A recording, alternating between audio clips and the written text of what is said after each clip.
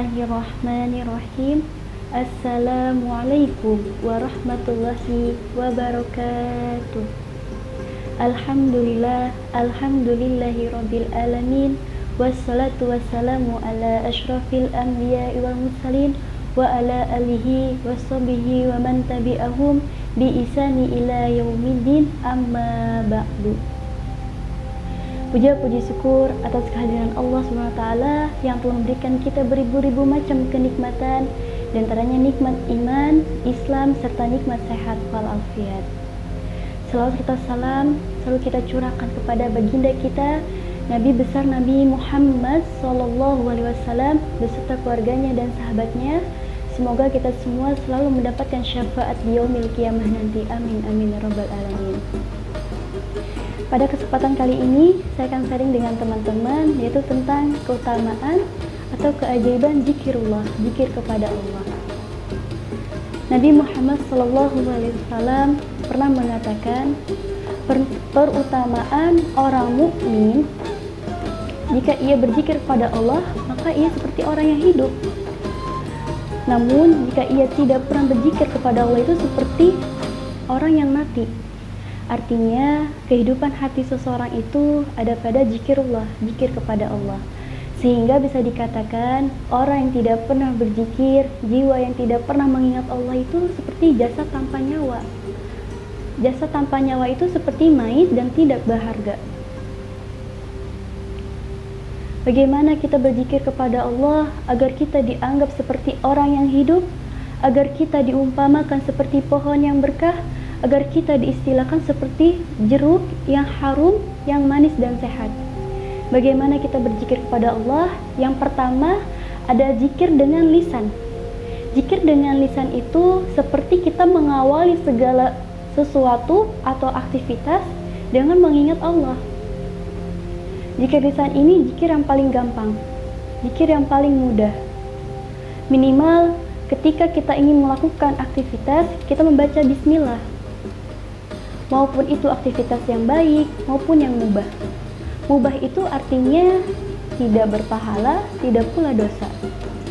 Seperti contohnya kita ingin olahraga, ketika kita ingin makan, ketika kita ingin minum, itu kan pekerjaan yang tidak berpahala, tidak pula dosa.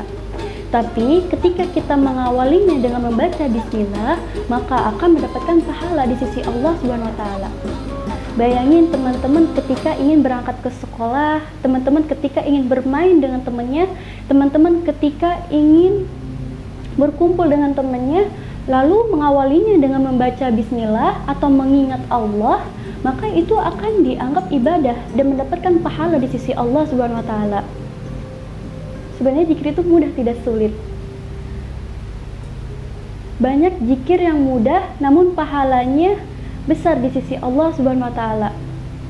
Salah satunya itu melakukan aktivitas mengawalinya dengan membaca bismillah. Ada lagi ketika kita takjub dengan keindahan Allah, dengan ciptaan Allah, kita mengucapkan masya Allah, subhanallah. Ketika kita merasa diri kita lemah, kita mengucapkan la haula wala quwata illa billah. Ketika diri kita merasa sendiri, kita mengucapkan hasbiyallah wa ni'mal wakil.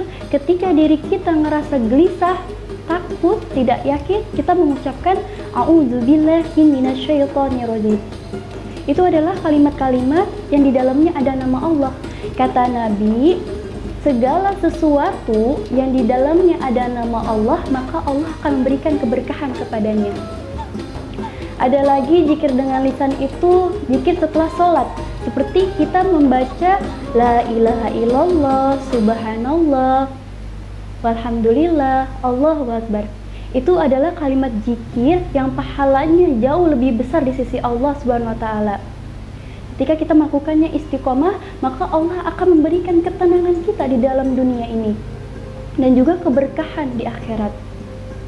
Dan yang kedua, ada zikir dengan qalbu, yaitu hati. Orang yang ingat kepada Allah itu, maka hatinya akan bergemetar. Hatinya bergemetar itu seperti apa sih? Yaitu seperti Ketika kita ingin melakukan sesuatu, kita selalu ingat kepada Allah. Oh iya, kan ada Allah, kan Allah yang sudah mengatur semuanya. Jadi kita yakin dan pasrah kepada Allah bahwa semua yang ada di dunia ini ada campur tangan Allah Subhanahu wa taala. Dari zikir hati pun kita akan merasakan bahwa Allah itu selalu ada di hati kita. Misalnya ada salah satu orang yang ingin menginginkan sesuatu tapi dia khawatir, bisa nggak ya saya mendapatkan itu?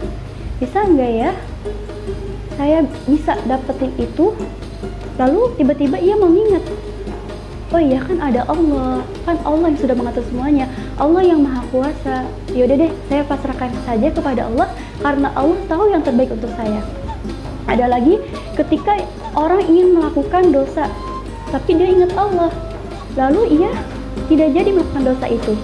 Ada lagi orang yang kena musibah, dia mengatakan mungkin Allah akan menggantikannya dengan yang jauh lebih baik dari ini, dan ia pun sabar dan ridho menjalaninya. Nah, dari zikir hati juga mengajarkan kita, mengingatkan kita bahwa Allah itu maha kuasa, Allah maha kaya, Allah maha memberi, Allah maha pengasih, Allah maha penerima tobat. Dari situ, maka hati kita akan merasakan ketenangan di dunia ini dan akan merasakan keberkahan dari Allah Subhanahu wa taala. Maka dari itu, mari kita amalkan dari dua bentuk zikir ini. Yang pertama yaitu zikir lisan, kita selalu mengingat Allah dalam segala urusan kita. Dan yang kedua yaitu zikir dengan hati, kita selalu ingat-ingat kebaikan Allah. Insya Allah kita akan mendapatkan amalan riyadhah untuk bekal di dunia dan di akhirat. Barakallahu fikum. Wassalamualaikum warahmatullahi wabarakatuh.